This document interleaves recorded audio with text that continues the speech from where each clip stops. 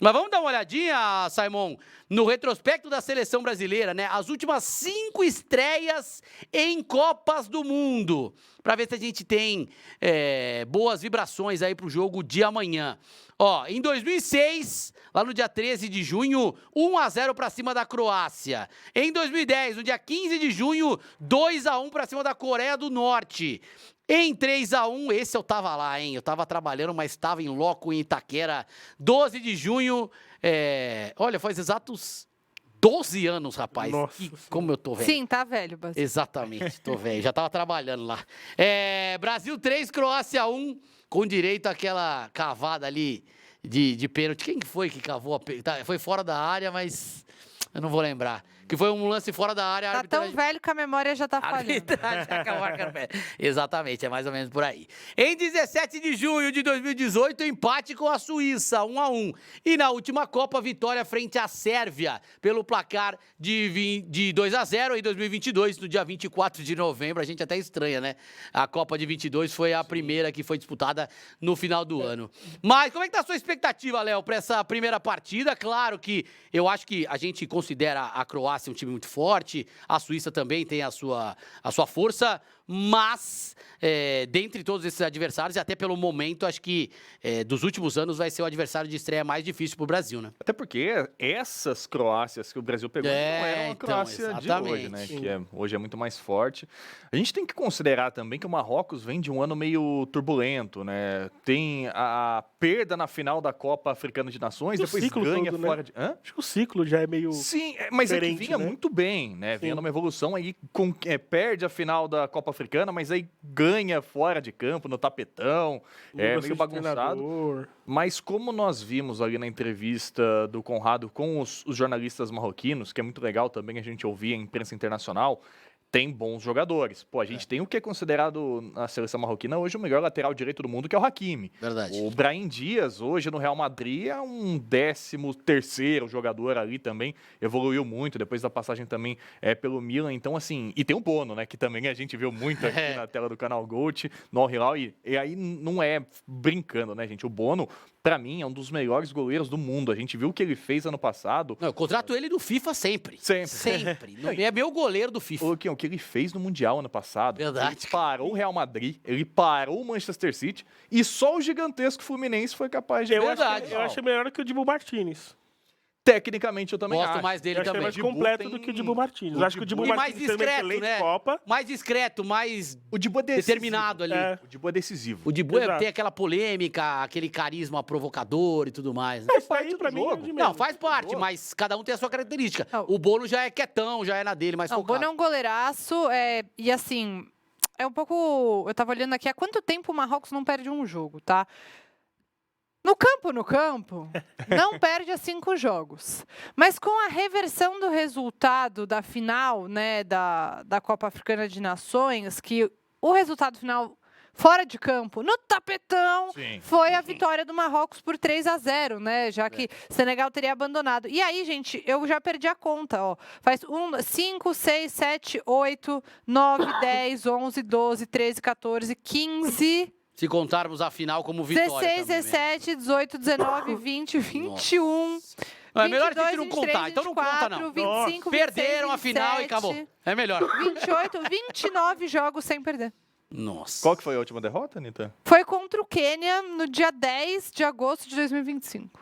Nossa. E imagino que com Quase um ano. todo respeito não deveria ser também. É bem verdade, embora a Copa... Não sei, né? Qual que Vai ver, teve algum problema esse dia aí, porque contra o Quênia não perderia também, Tem né? empates, tá? No caminho, É, obviamente. Mas eu falei Mas- jogos sem perder, mas perdeu a final, tá? No campo e bola. No Verdade. meio desses jogos todos, óbvio que tem os jogos decisivos da Copa Africana de Nações, mas tem muito jogo doméstico, muito jogo entre as equipes africanas, Sim. equipes das quais o Marrocos é melhor, né? Teve muito disso.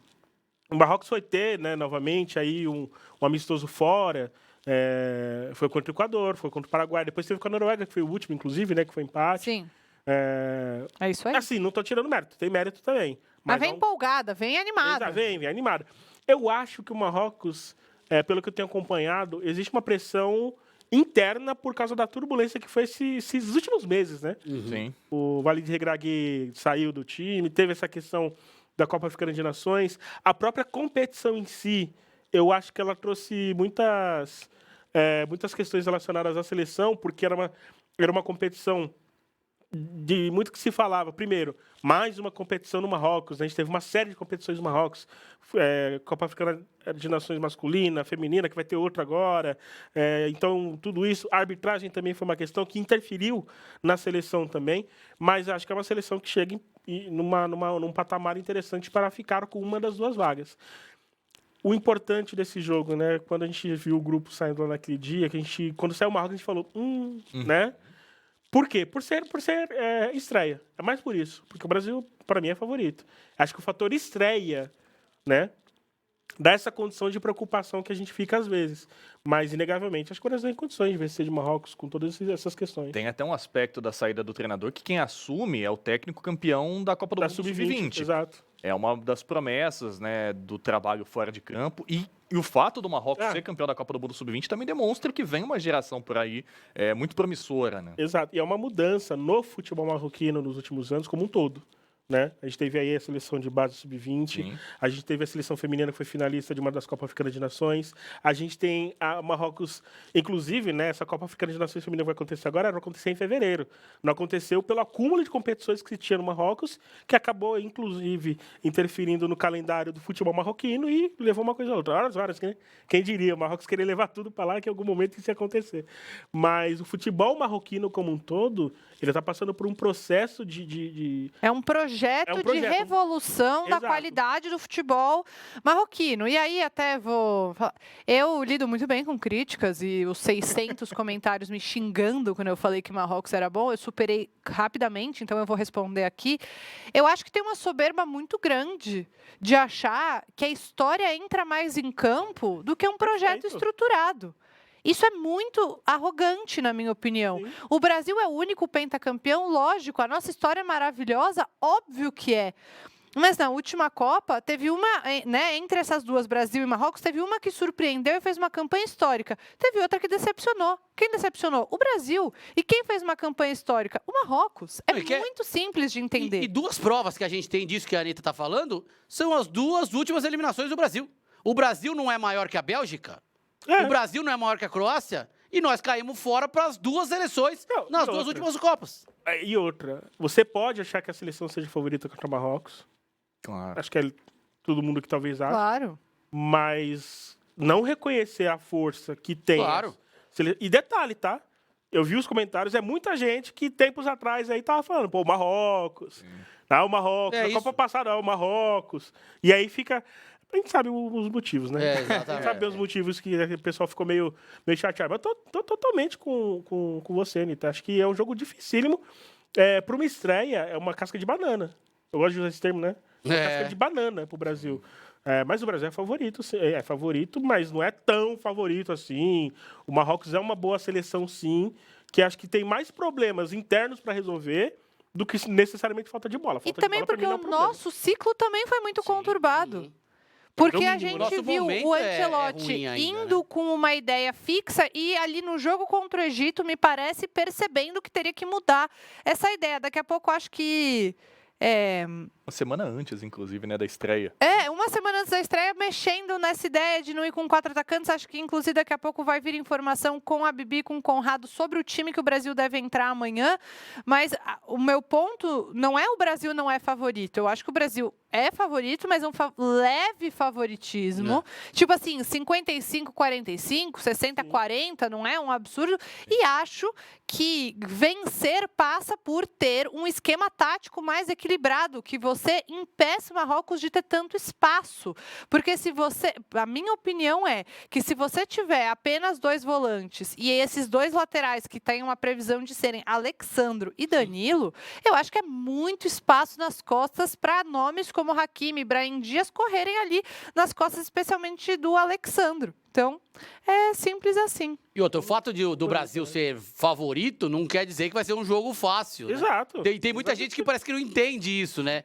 Que acha que só porque a gente coloca o favoritismo no Brasil é que vai ser uns 4-0, 5-0. Eu fiz muito a comparação nesses últimos dias. Não é o Haiti, né? É só isso. É, exatamente. Contra o Haiti, se alguém tirar o favoritismo do Brasil, aí eu acho que até cabe um pouquinho de crítica, né? Exato. Nessa pessoa. Agora, Marrocos não é o caso. Eu fiz muito essa comparação aqui nos últimos programas com relação ao jogo do Brasil contra Marrocos em 98. E eu tenho certeza que pouquíssima gente estava esperando um jogo difícil, uma Marrocos resistente ali com relação ao time brasileiro. Agora, 20 anos depois, quase, a situação mudou, né? É porque assim, né, Lucas? Vamos falar a realidade. Pra quem acha que o Marrocos tá chegando aí e não vai oferecer perigo ao Brasil, simplesmente não tá acompanhando. Não tá vendo futebol nos últimos Tá tempos. congelado. Não é possível. Não E tem um mais fator- bobo no futebol, tirando a Nova Caledônia. A Nova Caledônia é a bobo do futebol. Não tem mais cara bobo no futebol. Assim, o Rafa até citou a questão da Itália. Eu acho que a Itália é o exemplo disso. A Itália tá quase 20 anos jogando com a camisa. Por isso ela não vai pra Copa há um bom tempo. E nem com uma Copa do Mundo com 48 seleções ela conseguiu garantir vaga. Isso aí né? é a coisa mais maluca. A Itália é menor do que a Bósnia e Herzegovina? Não é. Exato. A Bósnia eliminou a Itália. E o Gattuso falando, né? Reclamando da divisão de vagas para a Copa. Vão se apegar porque ao que dá aí agora, é fácil né? o Paraguai passar, só tem 10. Pois é, meu amigo, você não passou com a Bósnia.